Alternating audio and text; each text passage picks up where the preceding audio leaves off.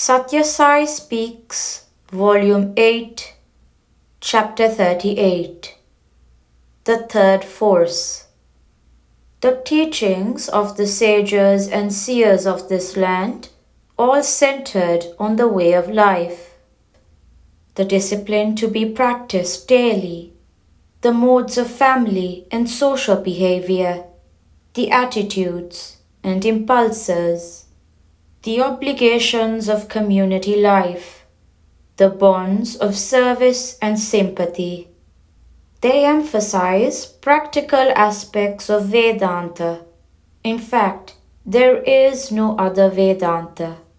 Its purpose is to cleanse the mind, to sharpen the intellect, to purify the emotions, to concentrate the thinking faculty so that reality could be experienced in its full clarity. Liberation from the blows of joy and grief can come through the realization of that reality, which is one and indivisible. The removal of the moss that floats thick on the surface of the lake reveals the water beneath.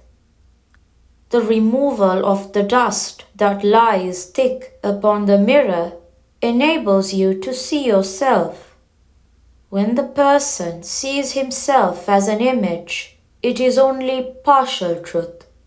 When he knows he is the person, not an image, it is the truth. The Bimba, object, must know itself as the Bimba. The I must become aware of the I. That is self-realization. The eye can see the star that is billions of light years away, but it cannot see itself. The eye must see the eye so that it can claim to have self-realization, a vision of itself as it truly is. Earn the qualification to know me. Unless you know yourself, you cannot know me. When you see a plane above, you know that it must have a pilot, but if you want to see him, you have to get into it and be on the plane after purchasing the requisite ticket. Earn the qualification, win the visualization. Vivekananda once said that no aviveki, a person devoid of discrimination and sharp intelligence, can understand him and his mission. The students in the medical colleges dissect cadavers, trying to learn about the living body. The knowledge gained of God by an analysis and study of the world will be more or less of the same category when the doctor handles a patient and treats him, and the patient submits himself to the treatment. Both do not know that between them there is a third force, more capable and more decisive. When you reach the bank of a river in a strange land, you do not take advice from a lame person or a blind person, where you can best wade across. You follow a person who has waded often and who is neither lame nor blind. The man who can see is the scholar. The man who can walk is the person with experience.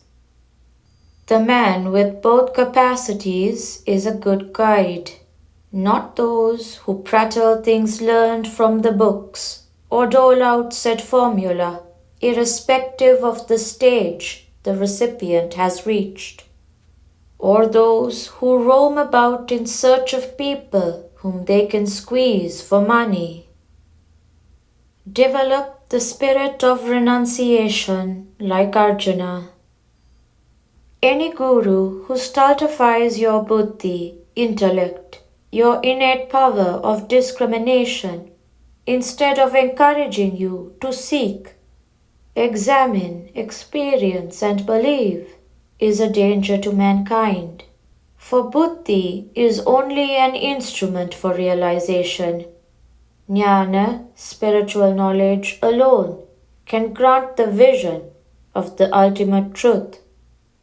That is why the Gayatri Mantra, a Vedic prayer to the light that fills the universe, to illuminate the intelligence, is a prayer for prompting the spirit of inquiry and illuminate the path by the inner light of the spirit.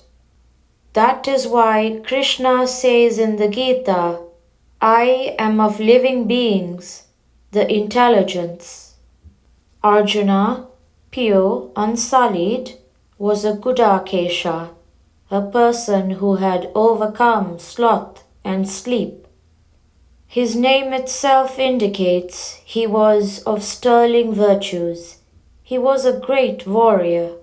So, he was taught the Gita way of life by the Lord Himself.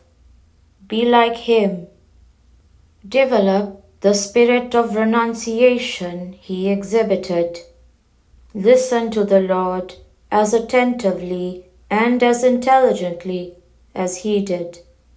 You too can get the Gita from God, taught from the chariot of which, through your own prayer, He is the charioteer. Prashanti Nilayam, September 29th, 1968.